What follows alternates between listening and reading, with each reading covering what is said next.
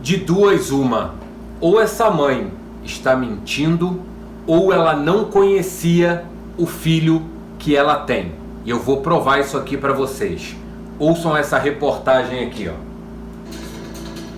Eles não deixaram meu filho e é o que eu mais quero. Medo e certeza. Eu acredito que o meu filho é inocente. Com exclusividade, dona Edneide aceitou falar com o Balanço Geral. A mãe de Michael Salles, o único investigado que está preso, ela não acredita que o filho caçula seria capaz de matar Vitória Regina. O seu filho, Michael, ele conhecia a Vitória? Tinha algum contato com ela? Não, meu filho não conhecia a Vitória. Ele não conhecia a Vitória. Porque foram encontradas várias fotos da Vitória no celular do seu filho. Como então explicar os vestígios de sangue que a perícia diz ter encontrado no carro e na casa onde Michael morou até pouco antes do desaparecimento da jovem? O lugar foi apontado como suposto cativeiro de Vitória. E a pá e a enxada que foram encontradas pela polícia bem perto do local onde o corpo de Vitória estava e que seriam do padrasto do investigado. Eu achava que ele tinha que abrir o jogo logo e ver com quem que estava, com quem que ele deixava de tempo para terminar esse pior, né? A senhora decidiu, né, quebrar esse silêncio por quê? Porque a pessoa que está sendo descrita aí fora, não sei pela mídia, eu acredito, não é o meu filho. Não é o filho, talvez, que a senhora conhecia. Talvez ele seja quem realmente estão pintando que ele seja. Porque as provas estão ficando cada vez maiores contra ele. Michael Antônio Salles dos Santos foi preso 3 dias depois do corpo de Vitória ser encontrado. A polícia apontou inconsistências no depoimento dele. Que tem provas testemunhais que não deixa dúvida que ele estava próximo ao local do crime, onde houve o arrebatamento. Nós temos o depoimento da esposa, o que ele falava naquele momento que naquele dia ele tinha dormido na sua residência com a sua esposa. Mentira. Michael disse que tinha dormido na casa dele com a esposa dele. O delegado fala, mentira. Olha o que a mãe vai falar. Foi provada a mentira dele. A esposa dele falou, não, ele não dormiu, eu dormi na casa da minha mãe. Isso já descartou a versão dele. E também algumas pessoas que são os vizinhos ali da residência dele comentaram que houve uma movimentação ali diferente, né, anormal, com gritos, enfim. E aí então, nesse detalhe, quando o meu filho falou, eu estava com a minha esposa, eu acho que na primeira vez que ele falou, eu estava com a minha esposa no Zap. Mas aí a segunda vez, talvez que ele foi, por pressão ou por esquecimento, ele esqueceu de dizer eu estava no Zap, conversando com a minha esposa no Zap. Então, aqui eu acho que a mãe deve ter sido instruída pelo advogado. Por quê? Porque segundo o delegado, no depoimento do Michael, ele disse que dormiu com a sua esposa, não que ele estava conversando com a esposa. Então, se o delegado pergunta onde você estava na noite do crime, ele diz, estava com a minha esposa, ela dormiu comigo na noite do crime. E aí vocês vão ouvir o que o advogado alega. Olha só. E a contradição é que a minha nora disse que estava com ele no Zap. E ele esqueceu, talvez, de na hora completar a frase. O delegado disse que a nora não falou que estava no Zap. A nora disse que dormiu na casa dela, não dormiu na casa dele. Como ele disse em depoimento que havia dormido com ela. Ele tem um percurso de horário. Então, dentro desse horário, você tem que fazer a pergunta correta. Qual o horário que você esteve com a sua esposa? Esse é o advogado de defesa do Michael. Aqui me pareceu uma estratégia de achar brecha ali, porque ele fala que ele tem um itinerário de horário. Mas se no interrogatório perguntam onde, se é que perguntaram assim para ele, né? onde você estava na noite do crime. E aí ele diz, eu dormi com a minha esposa. Logo, subentende-se de que era à noite que ele dormiu com a esposa, não de dia, não à tarde. E aí, tipo, não, você tem que perguntar qual horário específico. Se eles estão procurando pela noite do crime, que foi a hora que aconteceu, na madrugada, por que saber se de manhã ou se à tarde? Aqui, para mim, não fez muito sentido esse argumento do advogado. E não foi perguntado isso exatamente para ele. Sobre a hipótese da polícia. Reparem no carro do Michael que a gente vai falar sobre, tá vendo? Não tem insufilme, nem na frente, nem dos lados e nem atrás. Olha só.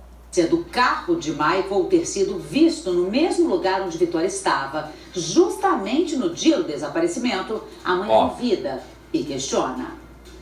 O carro que teria passado ali no local onde a Vitória estava, segundo a polícia, seria o carro dele. Ele chegou a emprestar o carro para alguém? Não, se as pessoas prestarem bem atenção, elas vão ver que não é o carro do meu filho. Aquele carro não é o carro do meu filho. O carro, aparentemente, que eu nem tô vendo muito, porque eu não consigo. Se você olhar no vídeo original, que tem um monte aí passando, esse carro aparentemente não tem película insufilme dos lados e nem na frente. Conforme o carro vai andando, vocês conseguem ver quem está dentro. Atrás tem insufilme, já não condiz com o carro do Michael. Até aí, tudo bem. Olha só. Tem isofio.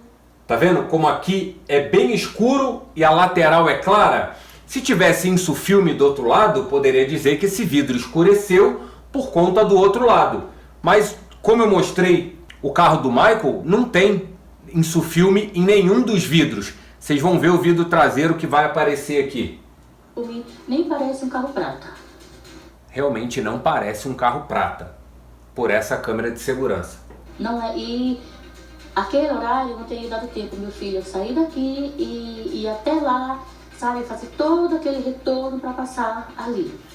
Isso aqui eu me perguntei, tipo, ele pode não ter ido com o carro dele, mas quem garante que ele não estava nesse carro, que não é o carro dele, passou e viu a Vitória? Porque o que acontece? Ele às vezes nem estava tramando que tudo isso acontecesse, porque senão ele poderia pegar ela muito antes da casa dela. Ela estava a uns 400 metros da casa dela quando pegaram ela. Então, se ele já tivesse tramando para fazer isso tudo, tem as informações de que o carro do pai está quebrado, ele já teria raptado ela bem antes. Mas não. Então vai que ele passou nesse carro, opa, a Vitória está sozinha, está indo de ônibus, vou esperar a hora que ela descer lá para fazer qualquer coisa. E aí eu acredito que ele não queria que chegasse nesse lugar que chegou, mas aí chegou, ele se perdeu e tudo está caminhando para onde está caminhando.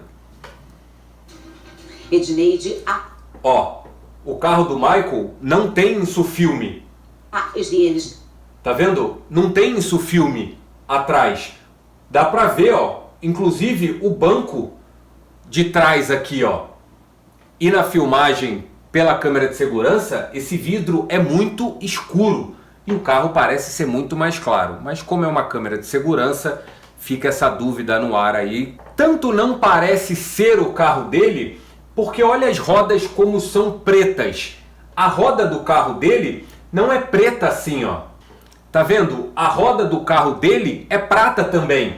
Então isso eu acredito que a câmera pegaria. Pelo menos uma claridade na roda do carro. Mas não aparece. Tá completamente preto, tá vendo? Todo o percurso. Isso, tem isofilme, nem parece um carro prata. Edneide afirma: os vestígios de sangue achados no carro de Michael não são de Vitória. O meu filho, na terça-feira, quando ele veio buscar, ele transportou bastante coisa naquele carro, as coisas pequenas. E na terça-feira, quando ele veio buscar as últimas coisas, umas últimas coisas que tinha ficado na casa, ele cortou o dedo. Ele veio para mim. Eu coloquei um band-aid no dedo dele, o dedo dele estava sangrando. Foi encontrado sangue no carro, foi encontrado sangue na casa. E aí eu pensei, que corte é esse no dedo que vaza tanto sangue, ponto da casa dele tá com sangue e o carro também. Mas isso a gente vai ter que esperar a perícia nesse sangue para confirmar se tem DNA ali da Vitória ou se era realmente sangue dele, desse corte no dedo aí. Um band-aid deu conta desse sangramento. Fiquei curioso.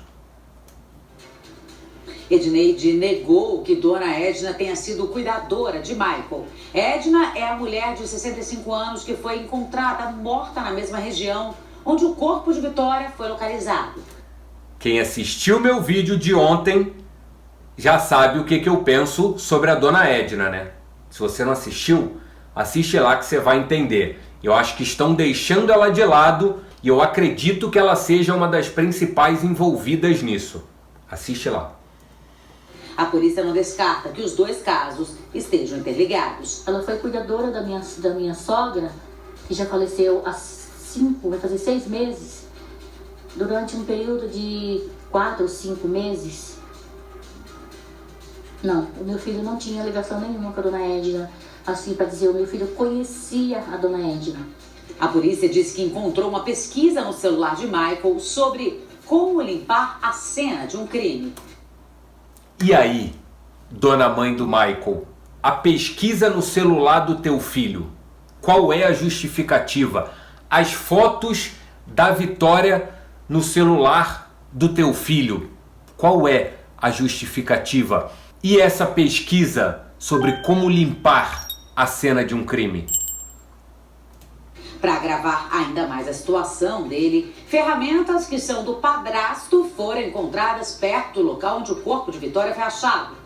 Essas ferramentas ficam jogadas lá no chiqueiro, onde ele tem porcos. Já teve filmagem que foi lá.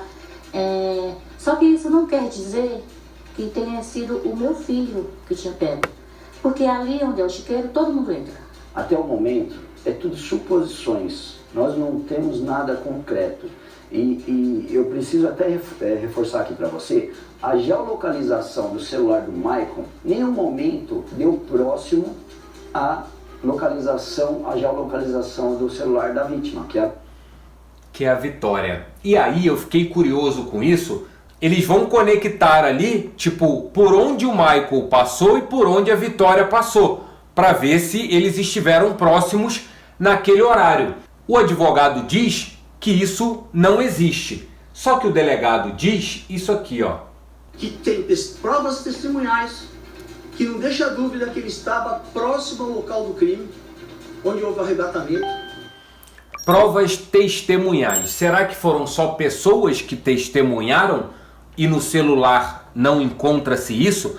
Porque ele pode muito bem ter deixado o telefone em casa e ter ido fazer o que ele tinha para fazer. E aí quando ele pega a Vitória, desliga o telefone dela e dá um sumiço porque até agora não encontraram o telefone dela, aí beleza. Olha a geolocalização dele, tá em casa. O dela, próximo da casa dela. Então, aparentemente, ele não transitou perto dela, porque ele pode ter deixado o telefone dentro de casa. que é a Vitória. Se ele fosse culpado, a senhora seria a primeira a dizer, leva. Com certeza, porque eu sempre falei, eu já falei várias vezes disso. O culpado, a pessoa culpada, ela tem que pagar pelo que fez. A gente não sabe mais o que fazer, a gente está lutando com o que a gente tem contra coisas que a gente sabe que não é verdade. Ah, minha gente, essa mãe deve estar sofrendo demais. Eu vi uma das entrevistas, se eu não me engano, foi no Balanço Geral, que um repórter disse que a primeira equipe de advogado que foi até o Michael desistiu do caso. E aí eu me perguntei, por que será que eles desistiram do caso e uma outra equipe abraçou essa causa? Perguntas que estão no ar aí e eu vou aguardar pelo desfecho para trazer um próximo vídeo sobre isso, que a atualização acontece todo dia, aparece algo diferente. Espero que vocês tenham gostado e até o próximo vídeo. E o Michael, hein? Todo mundo pergunta, ele fala a verdade ou não? Porque o delegado, quando fala do Michael, você viu, O delegado fala com tanta ênfase. Ele não fala que é possível que o Michael esteja envolvido. Ele diz que o Michael está. Ele não diz que é possível que o Michael tenha se confundido. Ele diz que o Michael mentiu.